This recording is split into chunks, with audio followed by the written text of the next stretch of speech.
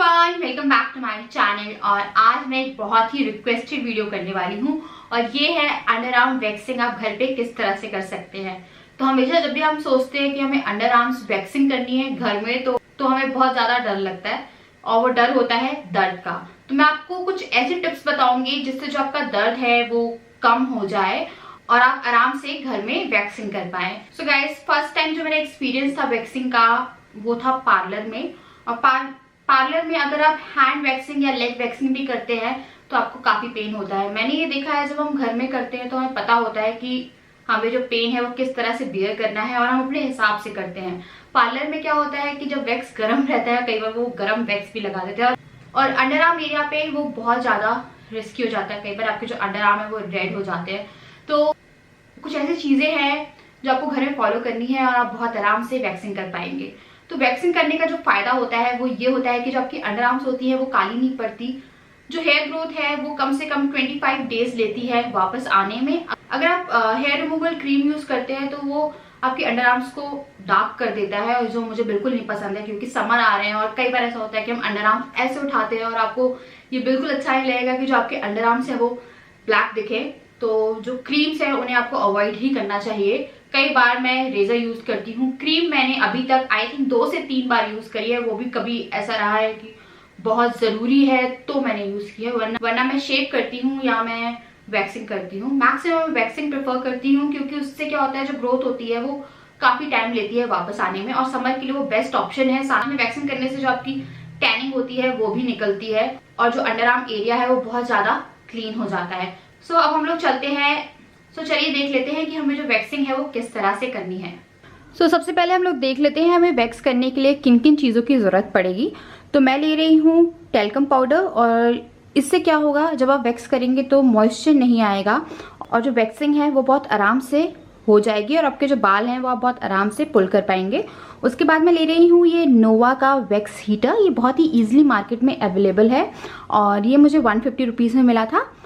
फिर मैं ले रही हूँ वैक्स स्ट्रिप्स और उसके बाद मैंने लिया है वैक्स और ये भी इजीली मार्केट में मिल जाता है। मैं यूज़ कर रही हूँ अरोमा का हनी लुक गोल्ड वैक्स।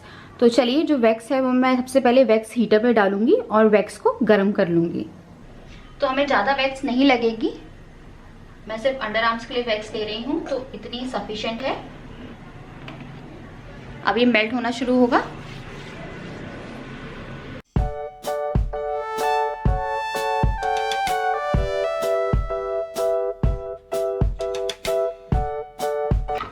तो आप देख सकते हैं जो वैक्स है वो मेल्ट हो गई है।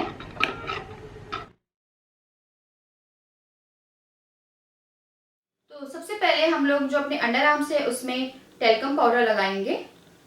इससे क्या होगा, कोई भी मॉइस्चर अगर आपके अंडर आर्म्स में है तो वो जो पाउडर है वो सोक कर लेगा और तो आपकी जो वैक्सिंग है वो बहुत ही इजीली हो जाएगी। आपके जो अंडर आर्म्स के हेयर्स होते हैं वो 2 डायरेक्शन में ग्रो होते हैं, एक ऊपर से नीचे और एक नीचे से ऊपर।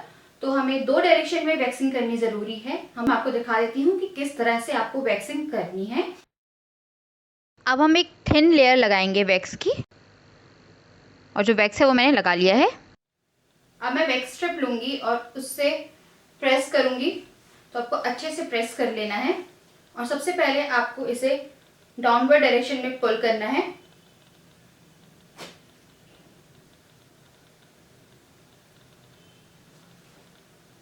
आप देख सकते हैं जो हेयर्स हैं वो पुल हो गए हैं। रिमेनिंग हेयर्स के लिए मैं अब दोबारा से वैक्स लगाऊंगी और अब मैं इसे अपवर्ड मोशन में पुल करूंगी और जो रिमेनिंग वैक्स है वो इस तरह से निकाल लूंगी। और जब भी आप वैक्स से हेयर निकालते हैं तो आपको एक बार अपनी फिंगर्स लीजिए और उस एरिया को दबा दीजिए, इससे जो पेन रहता है वो कम हो जाता है। वैक्सिंग के बाद हमारे पोर्स ओपन हो जाते हैं तो आइस लीजिए और आइस से आप पोर्स को क्लोज कर लीजिए। तो जो हमारी वैक्सिंग है वो हो गई है और आप देख सकते हैं जो हेयर्स हैं वो पूरी तरह से निकल चुके हैं। मैंने आपको पूरा प्रोसीजर दिखा दिया है कि मैं किस तरह से वैक्सिंग करती हूँ। आपको सिर्फ 2 बार हेयर पुल करने हैं। एक बार आपको डाउनवर्ड डायरेक्शन में करने हैं और एक बार आपको अपवर्ड डायरेक्शन में करने हैं क्योंकि जो हेयर ग्रोथ रहती है अंडर आर्म्स की वो दोनों डायरेक्शन से होती है। तो हेयर्स हैं उनकी ग्रोथ बहुत ज्यादा है तो ध्यान रखिए कि पहले उन्हें ट्रिम कर लीजिए, अदरवाइज जो पेन है वो बहुत ज्यादा होगा और अगर आप परफ्यूम यूज करते हैं, डिओड्रेंट यूज करते हैं या डिओ स्टिक यूज करते हैं तो उसे कम से कम 2 से 3 दिन के लिए अवॉइड करिए। सो ये थी वीडियो अंडर आर्म वैक्सिंग पे और मुझे पूरी उम्मीद है कि आपको ये वीडियो पसंद आई होगी।